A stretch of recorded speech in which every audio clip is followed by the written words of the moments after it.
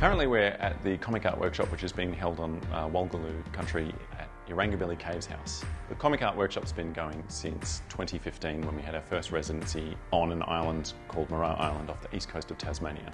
And we've had several residencies since that time. This is the fourth residency that we've had. For many years I was a participant in the workshop, and this last 3 years I've been the co-director along with Josh.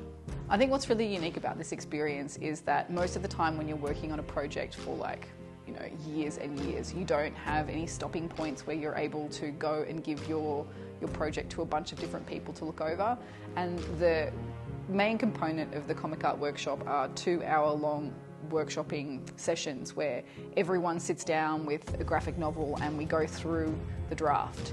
And one of the difficult things about being a cartoonist in Australia is that a lot of the events that you might do that sort of community building at are few and far between. I think one of the strongest parts of Comic Art Workshop is everyone makes really great friends. Cook together, eat together, workshop together, go through the difficulty of creating a big long-form project together, and they get really invested in each other's projects, and there's a lot of friendship gets forged in that 12-day period. It's a bit like school camp for adults. And we do a call out for the residency every 2 years in the year that it is about to come out, and the application involves writing a letter explaining your project and why you need help and what you think you could get out of coming to the Comic Art Workshop. The idea of placing the Comic Art Workshop in a national park or some sort of natural environment means we can decompress after the workshop, so we all go on walks together.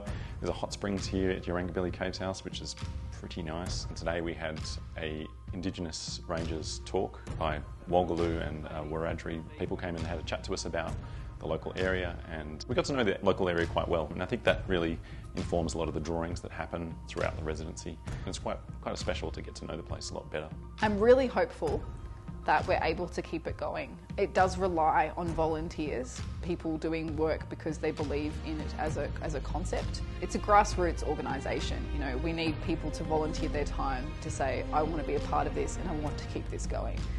The first few residencies were organised by Pat Grant and Elizabeth McFarlane, and they had to tap out, like their lives moved on, years have passed. I think that that's the way a lot of arts organisations go.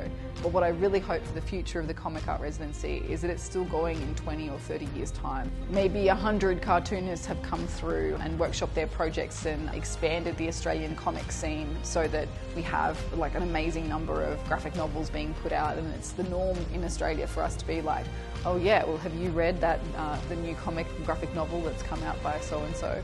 I want it to have facilitated really robust and powerful community that is able to produce amazing artwork all the time. I think it's probably one of the more special